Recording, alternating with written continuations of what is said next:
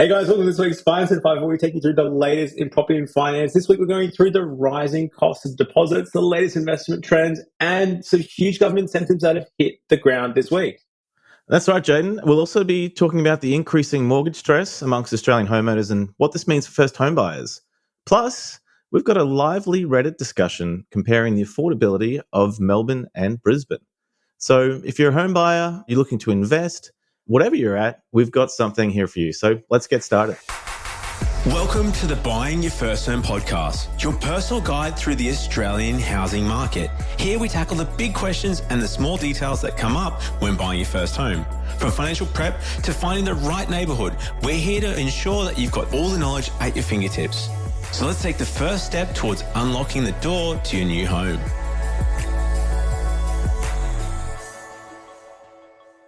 All right, well, let's dive into the first story for today. It's the latest forecast from ANZ about interest rates. So previously, most of the banks were saying there's going to be rate cuts sooner than later in the 2024 calendar year, but those expectations have been pushed back, with ANZ actually saying that the rate cuts aren't going to come until early 2025. So this delay can have pretty big impacts to you if you're looking at getting in the market. It could mean your borrowing capacity isn't going to go up anytime soon if there's no rate cuts. And if you're currently in the market, it could mean that your repayments are going to stay higher for longer. Yeah, so let's just jump into the details here. So up until recently, all the big four banks were pretty much aligned with their expectations on rate cuts. So they all said rates are probably going to drop in November this year. But ANZ's kind of just separate from the pack. They actually think it's going to be a bit later than that. And it's interesting to note that another fellow here from Judo Bank, Warren Hogan, he actually thinks that interest rates are going to go up. So a lot of differing opinions here. Always interesting to see. Did he change his job title from Chief Economic Officer to Fellow? Yeah, but you're right. It's interesting. I think Warren Hogan was one of the outliers there that said the cash rate had to go up 3 or 4 times, which was, I think, a bit of a headline grab. But definitely the latest data coming out of the government, there's a lot of tax drops later in the year. There's cost of living rebates. There's also an election year, which ANZ is saying, well, these things could actually be inflationatory. It could push the inflation up. It could mean the Reserve Bank isn't able to cut rates as high as they could.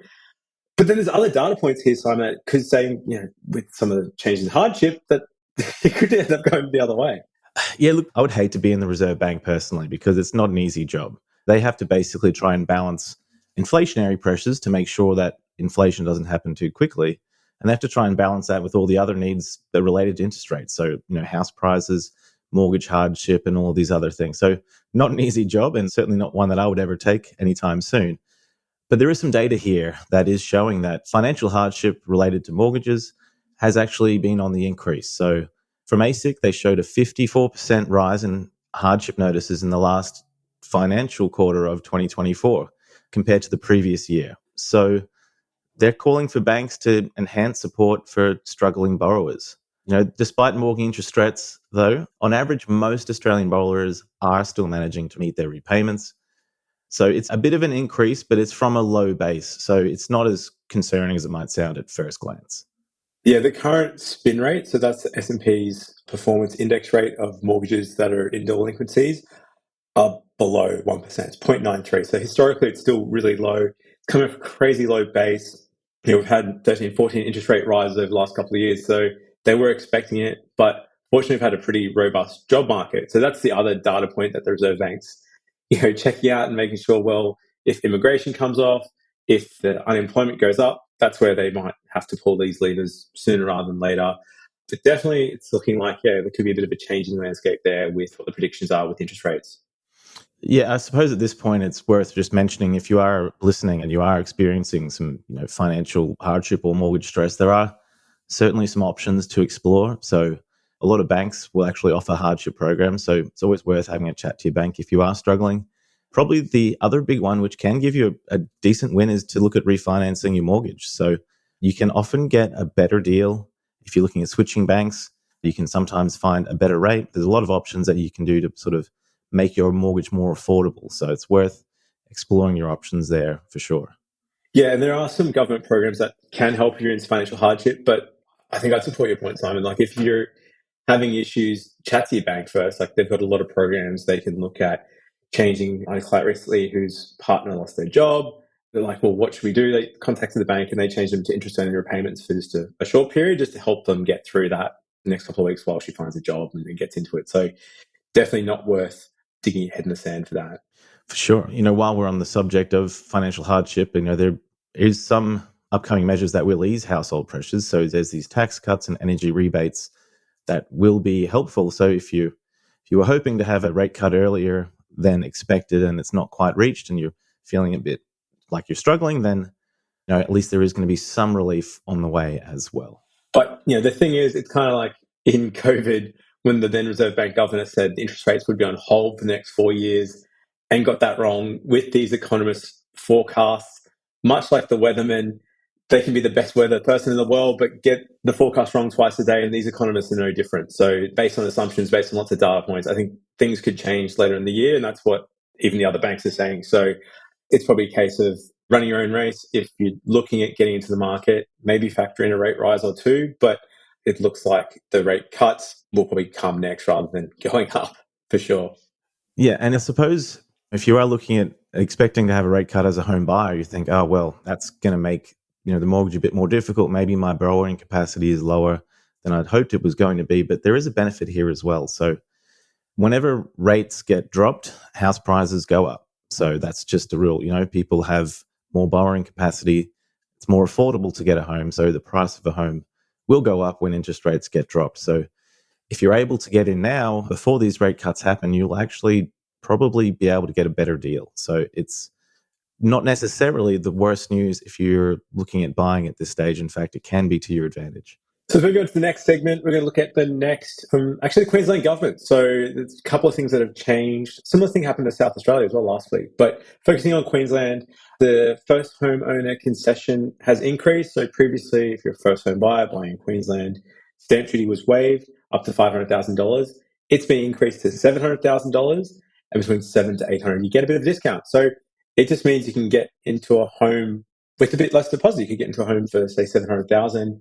Previously, you'd need about $55,000 as the minimum savings to get in, including your stamp duty. You're saving $17,000, $18,000, so you only need about $35,000 plus or minus to get in. So it's a huge, huge difference there. But to offset that, Simon, I think they've made some changes to the foreign investor surcharge as well. Yeah, that's right. So they wanted to give a bit of an advantage to Australian first home buyers to increase the threshold, which is great news.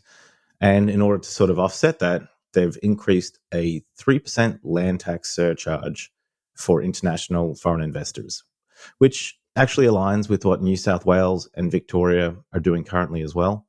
So, the foreign investors contribute more, which balances the impact of the increased concession. So, it's a bit of a seesaw situation, but certainly good news for the Australian first home buyers rather than foreign investors.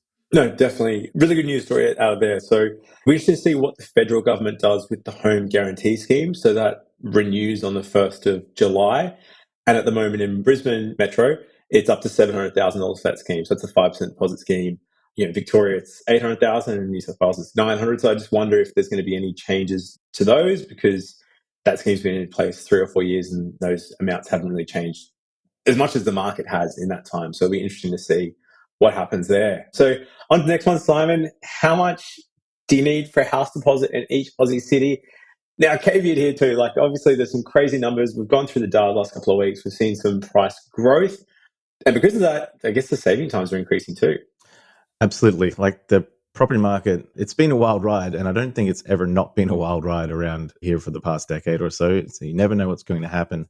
And prices are just kind of, you never know where they're going to go. But let's just kind of dive into sort of the details here and look at what's changed since 5 years ago, just to kind of give you a bit of perspective about why it feels more expensive to buy a home. So, in Sydney, median house price is now 1.42 million, which is up from 1.14 million in 2019. So if you're looking for the standard 20% deposit, that's increased by $55,800. So the total amount you need for a 20% deposit is $282,800. So a lot of money for sure. On that, we're actually working on a video which we'll publish in the next few weeks, so make sure you subscribe to the channel. But go through a couple of other ways of getting into the market, especially these price points where in Sydney, if you're buying for 1.4 million, it falls outside of the home guarantee scheme. There are some other products that are available on the market now where you can buy a home with a 5% deposit, sometimes less, including one from a bank. ANZ started an LMI waiver with a 5% deposit. The minimum price is over $2 million, which sounds crazy. It's like a high income one. But there are a couple of others out there. So we're working on a video that'll be out in the next couple of weeks to potentially get in, because you don't necessarily need 20% deposit, even when you're buying outside the home guarantee scheme thresholds. Yeah. Let's just get back to some of the figures here just to cover them off. So in Melbourne, median house price is 941,000, which is up from 902,000. So you'd need an extra 6,400 for the 20% deposit. So nowhere near as much of a jump as in Sydney. Brisbane, on the other hand, has absolutely surged. So in 2019, the median house price was 583,000, and it's currently sitting at $920,000. Yeah, some huge jumps there that have sort of gone up with the deposit, I guess. We'll include some of the links below for some of these increases, but there's probably have to be different ways of approaching it, because just in a lot of cases, your income's not going to go up by, in Sydney, you have to save another $55,000 over those few years periods or potentially get in. So that's why a lot of people sometimes choose to sort of get in sooner rather than later, to at least get in the market and start paying down your loan. I guess adding to that pressure, Simon, with some of the incentives and everything else, on a different gear, investors getting back into the market. So not just first home buyers, I guess, especially in Perth and some of those cities, like it's been a big gold rush to get an investment property as quick as possible.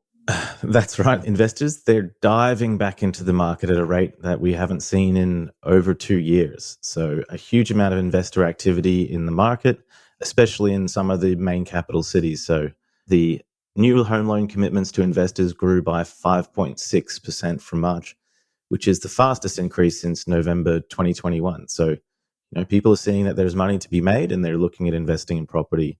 That's kind of driven by the huge growth that we've seen in some of these markets, Perth, Adelaide, and Brisbane. So these are more affordable markets. Well, especially Perth. It's one of the best deals out there, bang for your buck, and it has good rental yields as well. So one of the reasons why Perth's rental market is so good is that it's got a really low vacancy rate, the lowest amongst all of the capital cities. So that puts upwards pressure on rent. So people are coming in to invest because they're expecting to be able to get a good return with increasing rents and increasing property prices as well. And that does mean more competition if you're a first home buyer, because I think we've covered this a few times, but investors and first home buyers, you're often competing for similar properties. So if you're going out there to buy, expect that you might have a bit more competition now from some of the property investors as well. Yeah, so next up, let's go through the latest CoreLogic housing report. I'll include the links below. There's been some big changes, and I guess like following down that path, like a bit of change in the rental yield space too. So let's go through, I guess starting from the top, the biggest number I was surprised at. So Australia's residential real estate market is valued at $10.7 trillion, making up 56.2% of household wealth. So 56.2%, more than half of our household wealth, is made up by residential housing, which is just an insane thing to think about. Yeah, well, they always say that the home that you buy is probably the biggest investment you'll ever make in your life. And I think this really shows that. So there's a lot of wealth bound up into these houses. And that's why owning your own home in Australia has always been the dream. It's not only the place to live, it's also a source of wealth. So this is kind of supported by the growth in the market. So dwelling values overall in Australia increased by 1.9% in the 3 months to May 2024. And even the properties in the lower quartile, so the bottom 25%, they rose faster. So they rose at 3% in the same quarter. So that means that the lower price segment of the market is growing even faster than the rest of it. And despite this recent quarterly growth, the annual growth actually has slowed. So 8.3% currently from 9.4% earlier in the year, with the combined regional capitals only growing 6.8% compared to the combined capitals growing at 8.8%. So in the last quarter, there's been significant growth, but year on year, it's not quite as rapid as it has been in the past. Yeah, looking at the city-specific trends, Sydney dwelling values increased by 1.9% over the quarter, 8.8% annually. It was a similar story in Brisbane. Perth was up 22% with a quarterly increase of 6.1%. I guess the interesting part of that is more if you're in the market and looking, it goes to show if you kind of leave it 6 months, if you leave it a quarter, potentially you're going to have to recalibrate your prices. So if you are looking, one frustration I see all the time is you might have been looking for the last 6 months. You're like, well, that doesn't make sense. Like that house sold for 500,000 or maybe more than 500,000, for argument's sake, 500,000 in September last year. Now they're wanting potentially 550 or 600, or just because of the price growth. So you need to factor some of these in there, because the recent comparable sales, if you're looking for sales 6 months ago, aren't going to factor that in. And really, this is underscored by the new listings. So we've actually started to see an increase here. This is nationally, so it's all different depending on the postcode and the area. But in the 4 weeks to June 2nd, new listings were actually up 17% from the same period last year. So that's good. It's going to give more options and hopefully ease some of the upwards pressure on prices, but still historically pretty low. The number of listings remains subdued, with 1.6 total listings, so like available stock in the market, slightly lower year on year. So it means that the properties are still getting snapped up pretty quickly. They're not staying in the market available. Yep. And so the rental markets, as anybody who's renting would know, the national rental rates increased by 8.5% annually, and cities with a 9.1% rise. So increased rentals is something that I think is a big issue with the affordability crisis, and it's going to probably continue to rise, unfortunately, because there is a pretty low overall vacancy rate across the country. So I think one of the other things to consider if you are thinking about buying a home is that every year that you wait, your rent's also going to take a bigger chunk of your cash. And, why would you want to pay someone else's home loan when you could be paying your own? If you can find a way to get in there and make it happen, then you'll be doing better in a lot of ways, for sure. Yeah, there's definitely more needed there, but unfortunately, until there's more stock, I think there's still going to be more pressure. We've also seen the national median time on market, so how long the properties sort of sit around before they get sold, was it 31 days? So it's pretty steady compared to last year.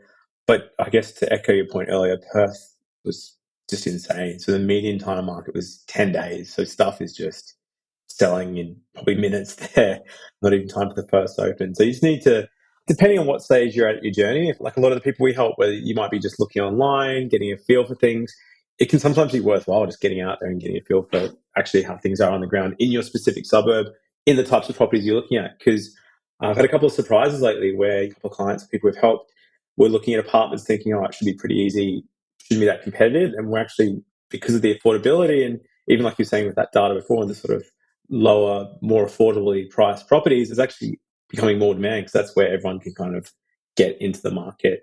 So in that sort of market, I think it's important to keep in mind that you want to be pre-approved for your loan. So if you are in the market looking, hit us up at Hunts Galloway. We make sure pre-approval is fully assessed, so at least when you find a place, you can jump on it really quickly.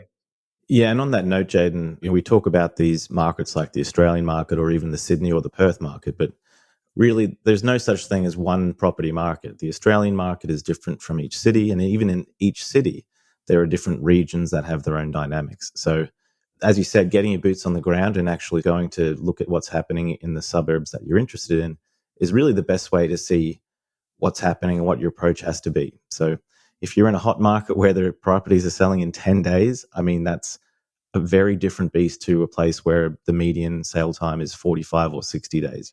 You've got to look at how much you're offering for the property and potentially what kind of clauses you're offering in the finance clauses and all these other bits and pieces. So if I was in Perth, I'd be looking at a quick finance clause. Yeah, it's possible in Perth, but from the reports I've had, like you said, when you're competing against investors, they're probably less sensitive to that. They might have bigger deposits, and you might need to consider some of these other terms, potentially going there with option conditions on there. But I guess moving on to the next point, saw this interesting one on Reddit earlier in the week, where it was comparing, Brisbane now being the second most expensive city in Australia.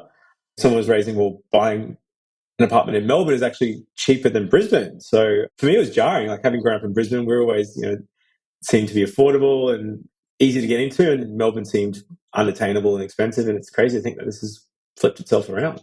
Yeah, when we grew up, we were always told Brisbane is just a big country town, and Melbourne was like a proper city.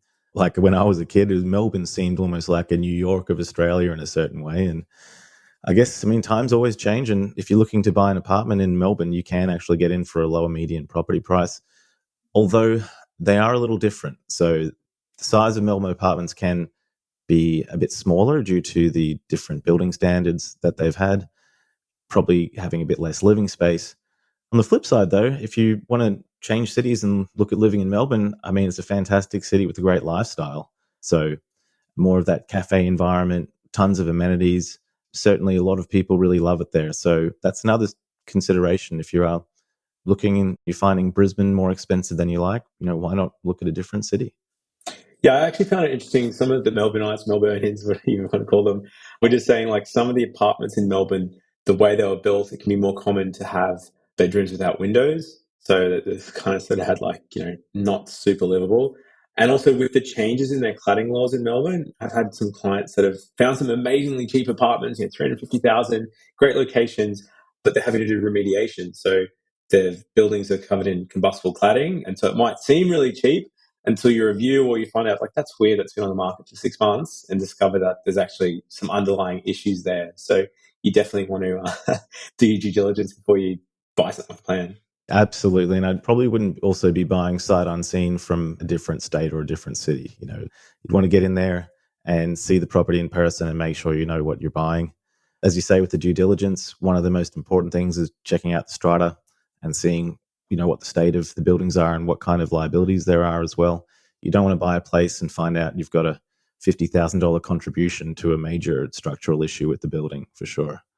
Yeah, and this stuff can change pretty quickly. So like Simon mentioned in an episode a couple of weeks back where in Brisbane, it was probably 7 or 8 years ago, so it was a fair while ago, but there was a bit of a glut of apartments in Brisbane's Fortitude Valley. Rentals were really cheap, apartments were plentiful. It was a great time to be alive, I guess, if you're trying to get an apartment in the city or in the valley. And now, because of limited construction and different things, there's not been that much, but it can turn around pretty quickly. So hopefully with the government really recognising, the local councils recognising that supply is an issue, with some change to town planning, hopefully we should see this getting addressed in the short term to help that affordability as well. Yeah. Well, I guess it's probably time to wrap things up. Just see what we've covered today. So, we've covered a fair amount today. We started off looking at the interest rates and what that means for you if you're either a home buyer or if you currently have a mortgage. Either way, there is unlikely to be any rate drops before November at the earliest, maybe even in February, even later. Then we had a look at the first home buyer concessions. So the increase in stamp duty concessions for Queensland home buyers is a huge win. I think that's a great thing. You can save nearly $20,000 on a home, which is fantastic. We covered a bit about the deposits and how that has changed. And also we had a discussion about a little teaser there, Jayden, for some ways that you might be able to have a lower deposit, even with a more expensive property that goes outside of the government schemes and grants. Quick little review here at the monthly housing chart pack from CoreLogic and what's been happening in the market overall. And then we wrapped it up with a little coverage of the Melbourne versus Brisbane apartment showdown. Thanks so much for watching, guys. If you need any help, hit us up at huntergalway.com.au. Until next time, we'll see ya.